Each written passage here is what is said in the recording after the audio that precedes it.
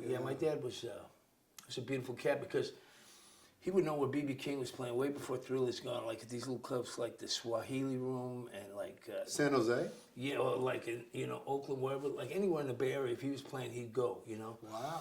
But it would be like he would play like maybe twice a year at the San Jose Civic, so we would never miss him when he came there, Right. So I got to see him.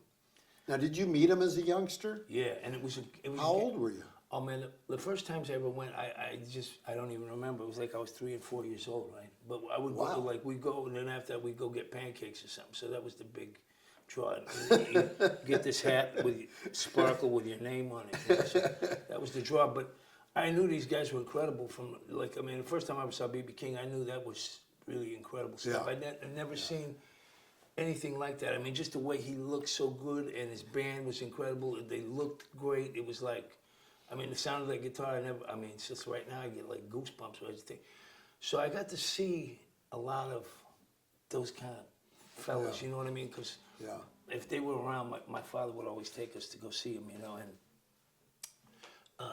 him being a cat in a suit, you know what I mean? Like, they would just think he was with the band a lot of times. So he would just come and go, take me back, to meet fellas that, I was... Oh, your dad, people thought was in the band? Yeah, because he'd just have a suit on and stuff, and suit and tie, and they think, oh, he must be with the band, you know what I mean? Yeah.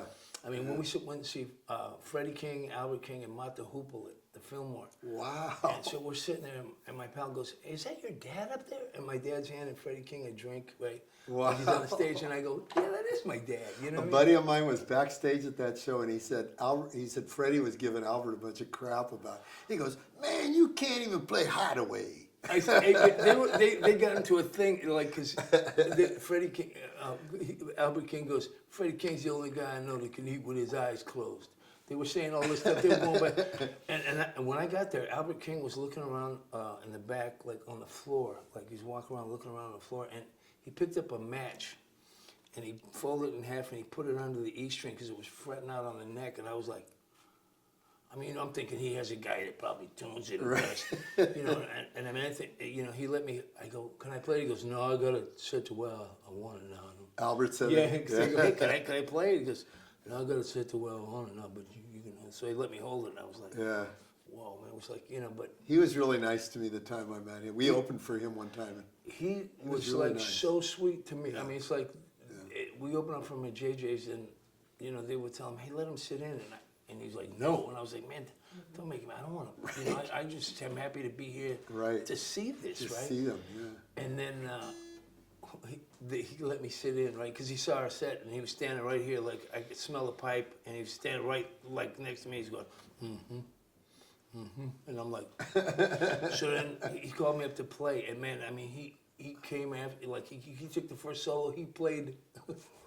All this stuff. Just demolished, yeah. And I've been like Alberted up because I've been watching him for like a set. So I was like, so then I come in, bing, and he whipped his head around, like, and he looked at me and he goes, it's going to get dangerous up here now. And I'm just, That's great. I'm totally you play the hell out of Albert. I just, I loved him, man. You play the hell out of him. I love him today. But so we went back and forth, and after that, he said this whole nice thing. My mother and father were there. It was like, it was just like an unbelievable evening, right? And then we went to play in Memphis, and he came to me. Every time I would play in Memphis, he would come to our gigs. And it was like, one time he brought Otis Clay to the gig, and it was just, it was a mind blower to me. Yeah.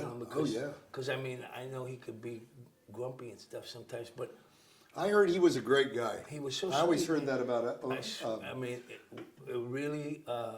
He's like, oh, you're talking about Albert? Yeah. Okay, I thought you were talking about Otis Clay. It's the greatest thing. Yeah, Otis Clay was really super nice. I heard he was really nice, yeah. But, Albert was... Man. Albert could be grumpy. I would not want to be his sound guy. And the thing was, like, at that period, he was, like, using, like, these pickup bands that were, like, maybe rock guys didn't really know his material. Right. So then they'd be playing the wrong stuff. Then he'd get all grumpy. I have this one video of him in like, Helena. And he's taking all the mics off the drums, and he's got them under his arms. They look like twigs, man. They're like all these mic stands, And when he passed away, it's like, because he'd always come to the gigs, we sit and talk for like hours, like, and it was beautiful. And we were gonna like play and tour with him and be the backup band, play like some tunes, and then he'd come on and play, because he he was using guys that didn't even know his stuff, right? Right. And so he was really excited about that. I mean, we were thrilled. And then he had the heart attack, you know, Right. and he passed away. And it was like, man, it was devastating because it was We like, saw him 2 days before he died. yeah, We're in Memphis. wow, because it was like we went to see him at Emeryville. He came to Kimball's East or whatever it was, and I knew something was fishy, man, because he just seemed really Kind of down. weak, and his voice was kind of croaky, not like normal.